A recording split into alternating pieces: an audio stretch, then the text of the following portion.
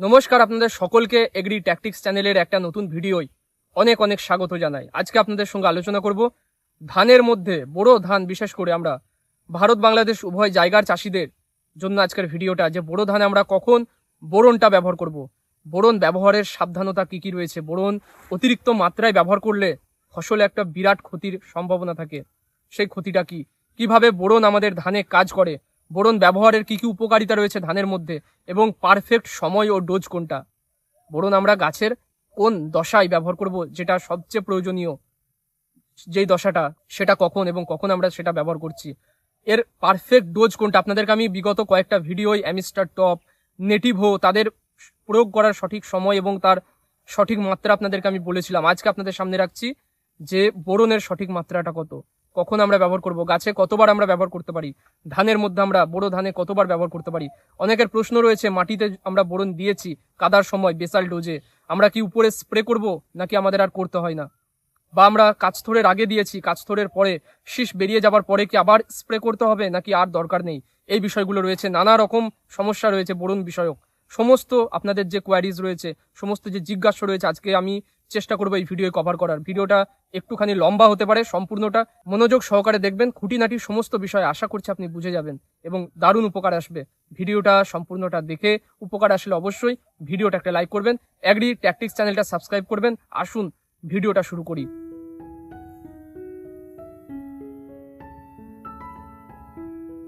আচ্ছা, প্রথমে ধানের মধ্যে বোরনের যদি অভাব হয় তাহলে কি কি সমস্যা আমরা দেখতে পেতে পারি সেগুলো একটু আপনাদের জানিয়ে দিই। দেখুন, প্রথম আমার পয়েন্ট থাকবে পরাগায়ন এবং দানা গঠন। ধানের যে আপনারা দেখবেন পুরুষ ফুলটা থাকে, যখন ধানের পরাগায়ন হয়, সেই পরাগনালী বা পোলেন টিউব যেটাকে বলে, সেটা বৃদ্ধিতে সাহায্য করে। ফলস্বরূপ কি হয়, পরাগায়নটা সফলভাবে হতে পারে, ধানের ভিতরে শক্ত চাল এবং দানা গঠন হতে পারে। দ্বিতীয়ত একটা কি, সেটা হচ্ছে চিটা। আমাদের ধানের মধ্যে মেন সমস্যা কি দেখা যায়, চিটা। তো দেখুন, ধানের চিটা কিন্তু অনেক কারণে হয়ে থাকে। এক তো হচ্ছে গন্ধি পোকায় দেখবেন ফুটো করে ভিতরের যে দুগ্ধটা রয়েছে সেটা খেয়ে ফেলে, ফলস্বরূপ ধানের চিটা হয়। যখন খুব বেশি ঝড়ঝাপটা হয়, শিলাবৃষ্টি হয়, তার আঘাতে কিন্তু ধানের যে পরাগায়নে বাধা সৃষ্টি হয়, সে কারণেও কিন্তু ধানটা দুগ্ধ গঠন হয় না, সে কারণে চিটা তৈরি হয়। ধানটা যদি গোড়াটা, আপনার ধানের নিচের যে গোড়াটা, শীষটা যদি মাজরা পোকার লার্ভাই কেটে ফেলে বা খেয়ে নেয়, সেক্ষেত্রেও কিন্তু চিটা তৈরি হয়। তবে বোরনের অভাবজনিত চিটাটা হচ্ছে সবচেয়ে খাতারনাক। মানে এটা যদি অভাব হয়ে থাকে বোরনের, যদি চিটা হয়, গোটা জমিটা কিন্তু চিটা হয়ে যায়, গোটা জমির ধানে তার প্রভাব দেখা যায়। তো কি হয়, বোরন আপনারা জেনে থাকবেন, বোরন হচ্ছে গাছের, আপনারা বলতে পারেন ডাইরেক্টর বা নির্দেশক। গাছে আপনার সালোক সংশ্লেষের পরে ধানের মধ্যে যে পুষ্টিটা তৈরি হলো, যে শর্করাটা তৈরি হলো, সেটাকে ঠিকঠাক ভাবে পাতা থেকে একদম শিকড় বা পাতা থেকে একদম দানার মধ্যে পৌঁছে দিতে যে ডাইরেকশনটা দেয়, কোথায় যাবে কোথায় যাবে না, কিভাবে যাবে, সেটাই সাহায্য করে কিন্তু বোরন। মানে এর মেকানিজমটা হচ্ছে এইভাবেই। তো বোরন কিন্তু গাছের যে শর্করাটা, সেটাকে ওই দানার মধ্যে, ওই যে আপনার ধানের শীষ, তার মাধ্যমে ওই যে দানায় দানায় পৌঁছে দিতে সাহায্য করে হচ্ছে বোরন। তাই বোরনের অভাব হলে কিন্তু প্রতিটা দানায় পুষ্টিটা ঠিকঠাক ভাবে পৌঁছবে না, আর না পৌঁছলে কি হবে বুঝতেই পারছেন, দানাটা চিটা হয়ে যাবে, ঠিকঠাক দুগ্ধ গঠনটা হবে না। তৃতীয় সমস্যা হচ্ছে, বা তৃতীয় উপকারিতা যদি বলি, এ কিন্তু খাদ্য পরিবহন করা। আপনাকে আগেই বললাম যে শর্করার পরিবহন করে নিয়ে যায়, কোথায় শর্করাটা কিভাবে যাবে, কোথায় কতটা প্রয়োজন রয়েছে, সেগুলো কিন্তু বোরন দেখে। তাই পাতায় যে সালোক সংশ্লেষে যে খাবারটা তৈরি হয়, সেটা দানায় দানায় পৌঁছে দেয় এবং ধানের কি করে, ঔজ্জ্বল্যতা বা ধানের যে চকচকে ভাবটা সেটাকে বাড়িয়ে দেয়, ধানের ওজনটা বাড়াতে সাহায্য করে।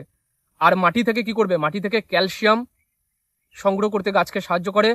গাছের মধ্যে ক্যালসিয়ামের যে প্রয়োজনটা, কতটা প্রয়োজন নয়, সেটাকে দেখাশোনা করে। মানে কি বলতে চাইছি আমি, গাছে ক্যালসিয়ামের মাত্রাটাকে ঠিক রাখতে সাহায্য করে। আর ক্যালসিয়াম কি কাজ করে সেটা তো আপনারা জানেন, প্রচুর কাজ রয়েছে ক্যালসিয়ামের। ক্যালসিয়ামের অভাবজনিত কারণে নানা রকম সমস্যা তৈরি হয় দানায়। তো ক্যালসিয়ামটা যাতে ঠিকঠাক গাছের মধ্যে আসে, সেটা দেখাশোনা করে বোরন। তো বোরনের আপনাকে আমি কি বললাম, কাজগুলো আপনাকে বললাম, অভাবজনিত লক্ষণগুলো বা অভাবজনিত কারণে কি কি সমস্যা হয় সেগুলো আপনাকে আমি জানালাম। বোরন কিভাবে কাজ করে, মেকানিজমটা কি, সেটা আপনাকে আমি জানালাম।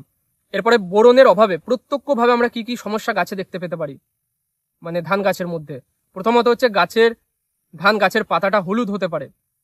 দ্বিতীয় হচ্ছে পাতার ডগাটা সাদা বর্ণের হয়ে যেতে পারে, মানে সালোক সংশ্লেষ ঠিকঠাক ভাবে হচ্ছে না, আপনার দেখে মনে হবে যে পাতাটা সাদা হয়ে যাচ্ছে, কালারটা খারাপ হয়ে আসছে। তো সেটাও কিন্তু বোরনের অভাবে হয়। নতুন বা কচি পাতার যে ডগা সেটা সাদা বা ফ্যাকাশে হয়ে যায় এবং ধীরে ধীরে শুকিয়ে মরে যেতে পারে, সেটা বোরনের অভাবে। শীষটা ঠিকঠাকভাবে আপনারা দেখেছেন বের হতে পারে না। আপনারা কাঁচথোর থেকে যখন শীষ বার হচ্ছে দেখছেন, ঠিকঠাক ফুটে বের হচ্ছে না, কাঁচথোরের ঠিক মাঝ বরাবর ফেটে শীষটা কোনোভাবে ভেঙে চুড়ে শীষটা বের হচ্ছে, আপনারা অনেকে লক্ষ্য করেছেন। তো সেইটা যাতে না হয়, বোরন যদি আপনারা স্প্রে করেন একসাথে শীষটা বের হয়, ফুটে বের হতে সাহায্য করে গাছকে বোরন। বোরন আমরা মূলত দুটো আকারে পাই, একটা হচ্ছে আপনাকে বললাম বোর্যাক্স, যেটা আমরা যেটা মাটিতে ছড়াই, আর একটা পাই হচ্ছে সলিবল বোরন বা বোরন 20% আমরা যেটা চিনি স্প্রে করি।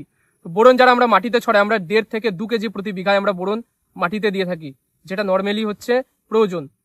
তো সেটা দেবার পরেও আমাদের যখন অনেকের চাষিদের প্রশ্ন রয়েছে, আমরা কি মাটিতে দিয়েছি তো আবার কি স্প্রে করতে হবে নাকি? তো সেটা আপনাদের যে প্রশ্নটা রয়েছে সেটার আমি উত্তর দেওয়ার চেষ্টা করছি।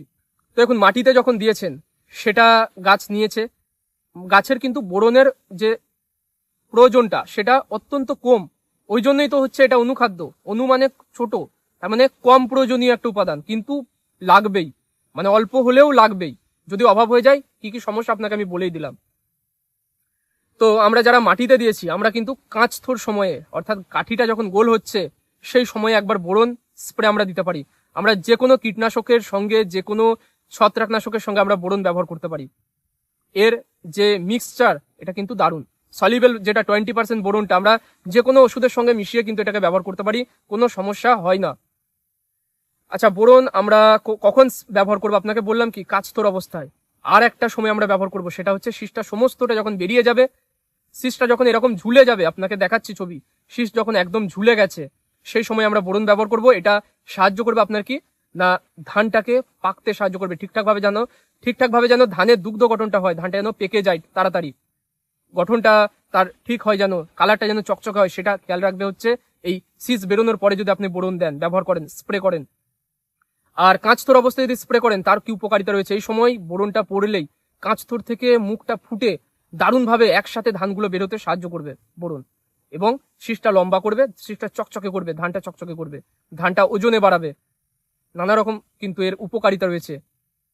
তো বোরন আমরা ধানের জীবদ্দশায় 3 বার ব্যবহার করব, একবার মাটিতে, একবার কাঁচথোর অবস্থায়, আর একবার হচ্ছে সমস্ত শীষ বেরিয়ে যাবার পরে, শীষটা যখন এরকম ঝুলতে শুরু করবে ঠিক সেই সময় ব্যবহার করব।